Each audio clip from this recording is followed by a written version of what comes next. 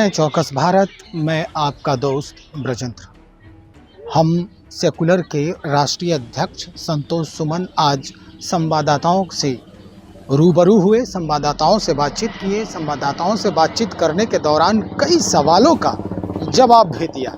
दरअसल कई सवाल जहन में थे पत्रकारों के और उन्होंने एक एक करके सबका जवाब दिया है।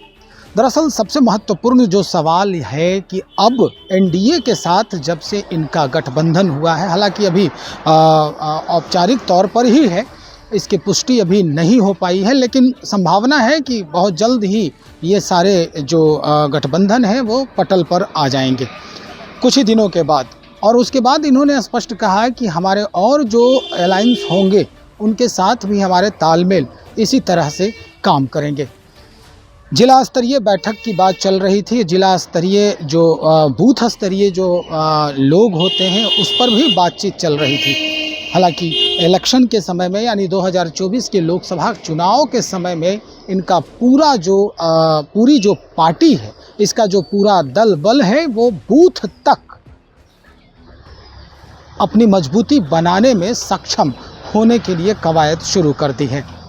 कई सवाल थे, सवालों के जवाब एक एक करके इन्होंने दिया है। क्या कुछ कहा है हम जरा सुनते हैं एक एक करके। ये आज बैठक खास करके जिला अध्यक्ष और हमारे जो जिला के प्रभारी हैं उन लोग की बैठक बुलाई गई है और जिला में हमारी अभी क्या स्थिति है संगठन का, इसका एक हम लोग समीक्षा कर रहे हैं और समीक्षा उपरांत जो बातें निकल के आएगी, आगे क्या सुधारात्मक कार्य किए जाएंगे, इस पर हम लोग चर्चा करेंगे। और विशेष तौर पर ये भी चर्चा होगी कि जो बदली हुई परिस्थितियां हैं, राजनीतिक परिस्थिति जो पार्टी की है, उस पर हम लोग का क्या एक्शन होना चाहिए। हम लोग सरकार के जो मुद्दे हैं, गरीब के जो मुद्दे हैं जिन पर हम लोग को आवाज़ उठानी है, उन विषयों पर हम लोग चर्चा करेंगे। और हमारा जो पार्टी का कार्यक्रम है, जो संपर्क यात्रा चल रहा था, उस संपर्क यात्रा के बारे में आगे जिस प्रमंडल में हम लोग को होना है वहाँ उस प्रमंडल पर हम लोग चर्चा करके फिर से पुनः उसको शुरू करने की बात कर रहे हैं। इन्हीं विषयों पर हम लोग बैठे हुए हैं। संगठन का विस्तार, संगठन की वास्तविक स्थिति, बदले परिस्थिति में हमारे जिला अध्यक्षों का क्या व्यू है, हम लोगों ने इनसे 1 to 1 बात नहीं की थी। आज समय है कि हम लोग बात करके एक नई रणनीति तैयार करके फिर आगे हम लोग लड़ाई के लिए तैयार रहने की बात है। बस इसी के लिए आज बैठक है। प्रभारियों का, जिला प्रभारियों का और जिला अध्यक्षों का हम लोग एक स्पेसिफिक मीटिंग बुला करके उन लोग से चर्चा कर रहे हैं। एक बूथ पर लोग को लड़ाई लड़नी है और पार्टी को धारदार बनाना है तो एक बूथ पर 5 यूथ रहेगा। तो यूथ हमारे जो बहुत ही नौजवान ऊर्जावान होते हैं, तो हम लोग का टारगेट भी है कि हम लोग हर बूथ पर 5 लोगों को कम से कम खड़ा करें। इसकी रणनीति पर भी आज चर्चा होगी। तो सर्वप्रथम आज बात होने के बाद फिर हम लोग आपको बाद में फीडबैक देंगे हम लोग की क्या अभी हम लोग की रणनीति बनी है। लेकिन आज अभी प्रारंभिक दौर है। एक बार हम लोग सीटों पर तैयारी है। देखिए, सीटों पर तैयारी पार्टी अगर है तो सभी सीटों पर तैयारी करती है। हम लोग सब सीट पर अपना तैयारी कर रहे हैं ताकि गठबंधन जब किसी से भी होगा, गठबंधन के बाद कितने सीट मिलेंगे और न भी मिलेंगे तो दूसरे सहयोगी हमारे होंगे, उनको हम कैसे मदद कर सकते हैं, इसकी हम तैयारी कर रहे हैं। और हमारा इच्छा है और पार्टी की भी इच्छा है कि हम लोग सभी सीटों पर तैयारी करें। उसी परिकल्पना के साथ हम लोग बैठे हुए हैं। और आज की मीटिंग के बाद फिर 1-2 मीटिंग करने के बाद हम लोग 15 जुलाई से हम लोग निकल पड़ेंगे सड़कों पर और लोगों के बीच पर।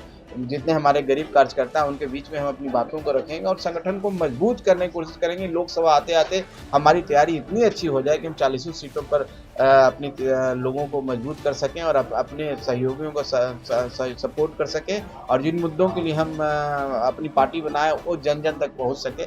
इसकी लड़ाई और इसकी रूपरेखा तैयार करने के लिए हम यहाँ बैठे। अब तो एनडीए में हैं ही तो फिर कहाँ असमंजस है कि किसके साथ लड़ेंगे? नहीं, असमंजस की बात नहीं है। असमंजस की बात हम कहाँ करें। हम कह रहे हैं कि हम जिनके साथ लड़ें, मान लिया एनडीए के साथ हम लड़ें तो हम ये कहाँ करें कि नहीं लड़ेंगे, लेकिन हम जिनके साथ एक ऐसी बात बोले वो और भी सहयोगी दल हमारे साथ जुड़ेंगे। अभी हम नहीं जान रहे हैं कौन कौन सहयोगी दल जुड़ेंगे, इसलिए हम ये शब्द का प्रयोग किए हैं। आपको एक एनडीए का मतलब है कि भारतीय जनता पार्टी के साथ हमने अपना समर्थन दिया है, लेकिन और भी सहयोगी हमारे जुड़ेंगे, अभी हमको नहीं जानकारी है। तो जो भी जुड़ेंगे और चुनाव लड़ेंगे, सीटों का जब बंटवारा होगा तो वहाँ पर हिंदुस्तानी आवाम मोर्चा सेकुलर का भी अपना महत्व होना चाहिए, हमारे भी कार्यकर्ता होनी चाहिए।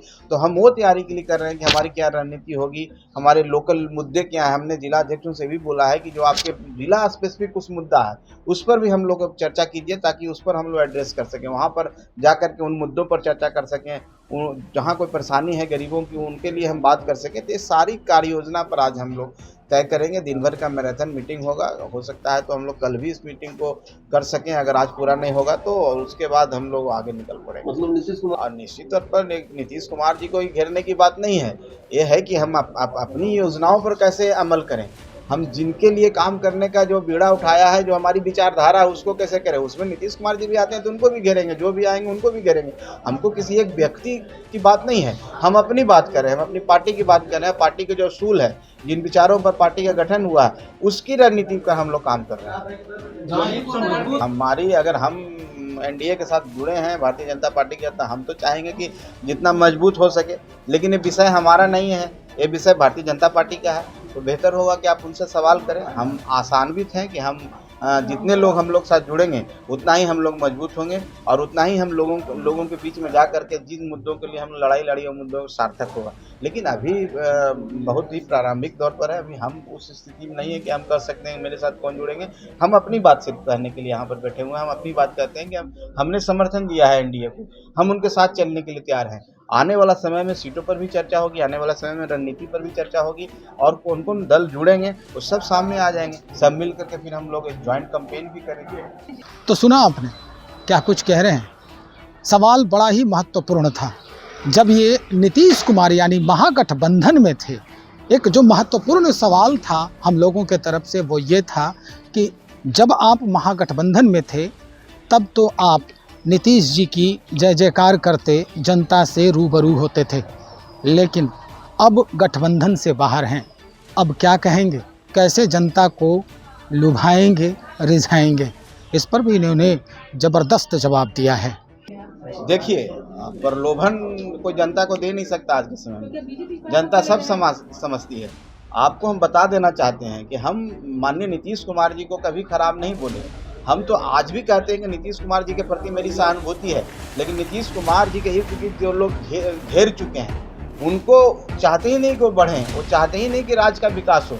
वो नीतीश कुमार जी को इस तरह से प्रेशर में डाले हुए हैं कि नीतीश कुमार जी का बॉडी लैंग्वेज, हाव भाव चेंज हो गया। नीतीश कुमार जी ऐसे शब्दों का प्रयोग करने लगे हैं जो उनसे हम लोग अपेक्षा नहीं करते हैं। जब नीतीश कुमार जी एनडीए में थे तो हम लोग भी एनडीए में उनके साथ थे, और हम लोग शुरू से इस पक्षधर में रहे हैं। लेकिन जब महागठबंधन में आए, महागठबंधन आने के बाद हम लोग बात किया उनसे कि ये गठबंधन आपके लिए सही नहीं है, आपको सूट नहीं करता है, जिन विचारों को लेकर आप लड़ते हैं। लेकिन वो कहे कि नहीं, ऐसी बात नहीं है, हम लोग सब मिल के चलेंगे और हम अपने हिसाब से काम करेंगे, किसी गठबंधन पर हम पर हावी नहीं होगा। हम लोग इसलिए उनके साथ बोलिए।